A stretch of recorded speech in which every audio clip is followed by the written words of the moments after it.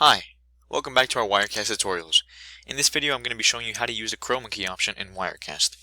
So, like every other tool or every video I've posted on Wirecast, it's always going to have to do with the layers. And there's actually a little switch up in this version of the video for ChromaKey. We're going to be using the video with the green screen background is going to be on layer 2, and then what we want basically above the green screen is going to be on layer 3. So for example, in this video, I'm going to close this so we have the same even playing field. We've got nothing. Well, just downloaded Wirecast.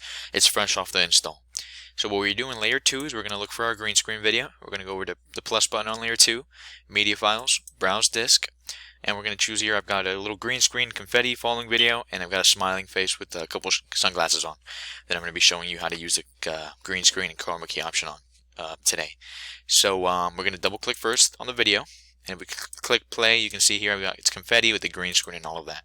So first things first, we're going to add the video here to layer 2. Then we're going to click on the two arrows here on the left side, and we're going to go to the little person icon and chroma key properties.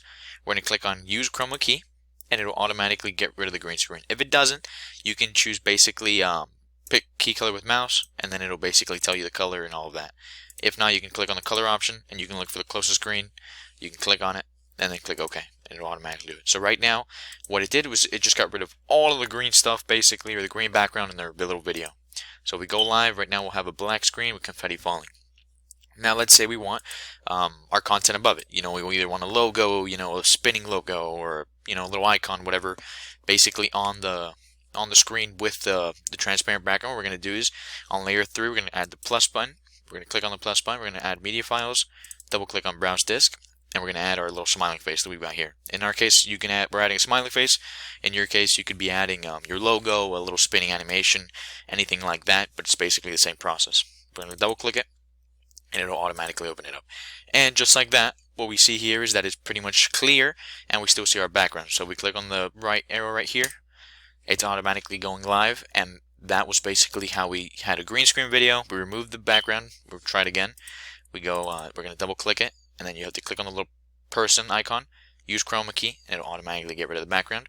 And that way we have our logo basically playing, in our case, a little happy face guy, with a clear background and confetti falling. So it's basically the same process for any green screen video.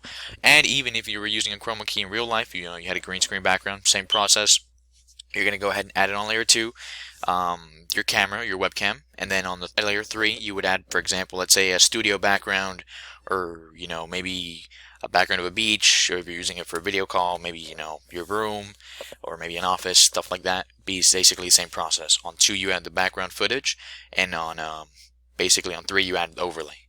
What you'd like to show up, basically, past the green screen.